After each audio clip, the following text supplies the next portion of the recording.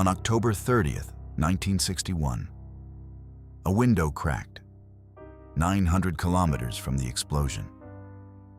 The pilots who dropped it were told they had a 50% chance of survival. They dropped it anyway. Imagine a weapon so powerful its own designers were afraid of it. A bomb so massive it barely fit inside the plane that carried it. A detonation so violent it was felt 560 miles away, in Norway, in Finland, on the other side of the Arctic. On October 30th, 1961, the Soviet Union detonated the most destructive device in human history. 50 megatons of TNT. Nothing before it, nothing since. This is the story of the AN-602, known to the world as the Tsar Bomba, the king of bombs. Before we talk about what it did, let's talk about what it was. The Tsar Bomba was an aerial hydrogen bomb, a thermonuclear weapon of staggering scale. 6.9 feet in diameter, 26 feet long, roughly the length of a London double-decker bus. It weighed 54,000 pounds, heavier than 4 fully loaded pickup trucks stacked on top of each other. The outer shell was steel, lined with beryllium, a lightweight but exceptionally rigid metal. Beneath that, a layer of synthetic fiber thermal insulation kept the sensitive nuclear materials at a stable temperature even at altitude and in the brutal Arctic cold. At the very tip sat a control module enclosed in its own protective casing, connected to 2 protruding radio rangefinder antennas and a set of barometric sensors.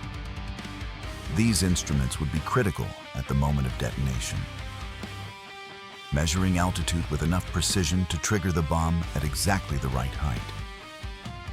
At the tail, 3 fixed aerodynamic fins for stability during the fall, and behind them, a rear compartment housing one of the most extraordinary parachute systems ever engineered. But we'll get to that. A weapon this size needed a very special delivery vehicle.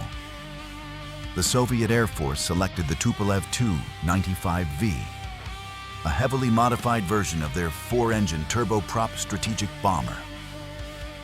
And when we say heavily modified, we mean it was rebuilt from the inside out.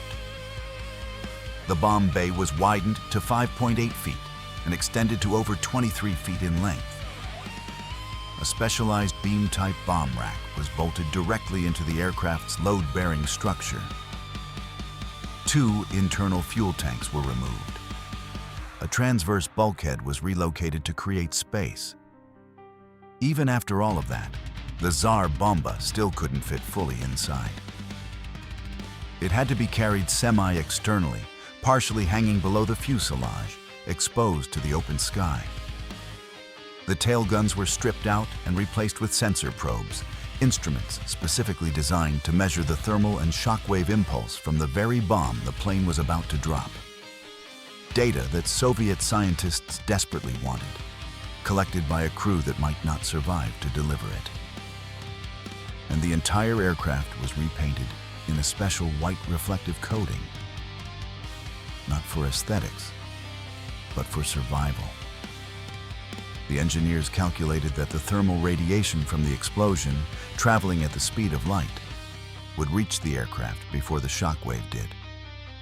The white paint was the only thing standing between the crew and instant incineration. The crew knew they might not make it back. That's the kind of mission this was. On the morning of October 30th, the Tu-95V lifted off from Olenya Air Base on the Kola Peninsula, a Soviet Navy reconnaissance base 92 kilometers south of Murmansk. The plane climbed to 6 miles above sea level and set its course north, toward one of the most remote and desolate places on Earth. The target was the Novaya Zemlya archipelago, a chain of islands in the Arctic Ocean, designated as the Soviet Union's primary nuclear test site. State Test Site Number 6. Zone S, 9 miles north of Mityushika Bay. Nothing around it for hundreds of miles, but ice, sea, and silence. The nearest settlement, a village called Severny, was 34 miles away. Its population had been fully evacuated. As we'll see, 34 miles would not be far enough. At 11:32 a.m., the bomber reached the release point and dropped the Tsar Bomba. The moment it left the aircraft, the parachute system activated.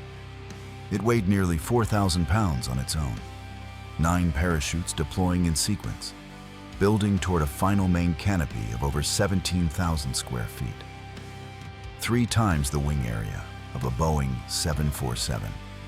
The system slowed the bomb's fall for 188 seconds, just over 3 minutes. Not for elegance. Those 3 minutes existed so the crew could fly far enough away to have any chance of surviving. By detonation, the Tu-95V was approximately 28 miles away. That would barely be enough. The Tsar Bomba was a 3-stage thermonuclear weapon. To understand the destruction, you need to understand the science. Stage 1, fission. 2 plutonium cores, each surrounded by high-performance explosives, detonated in near-perfect synchrony, within 0.1 microseconds of each other. In that time, light travels just 98 feet. The inward shockwave compressed the plutonium until it went supercritical, launching a chain reaction. Temperatures reached 100 million degrees Celsius, several times hotter than the core of the sun. That pulse of X-rays then triggered Stage 2. Stage 2, fusion. A plutonium rod surrounded by lithium deuteride, encased in lead. The radiation from Stage 1 compressed the rod, flooding the lithium deuteride with neutrons, converting it to tritium. Under extreme heat and pressure, tritium and deuterium fused, the same reaction that powers stars, releasing an almost incomprehensible amount of energy. One critical decision defined the bomb. The original design used a uranium casing, which would have yielded 100 megatons. Lead engineer Andrei Sakharov ordered it replaced with lead. The yield was halved to 50 megatons, but radioactive fallout dropped by 97%. The Tsar Bomba became, paradoxically, the cleanest nuclear weapon ever detonated by yield. At 13,000 feet, the sensors confirmed altitude.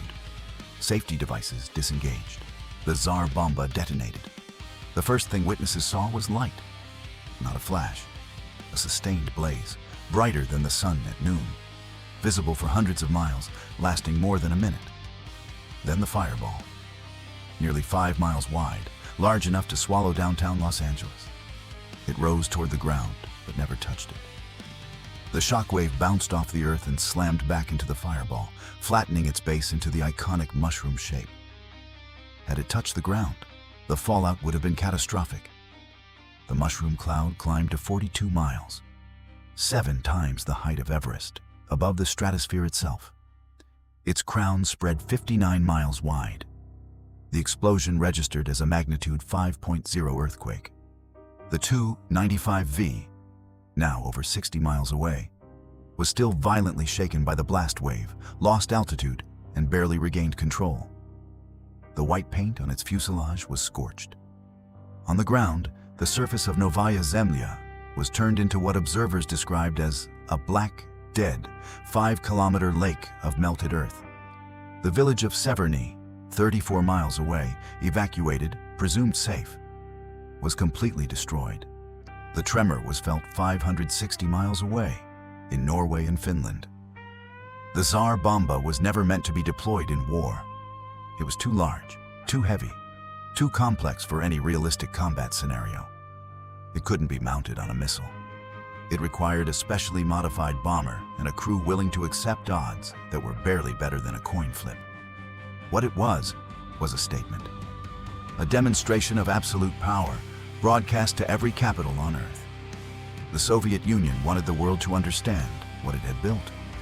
And in that sense, the test succeeded completely.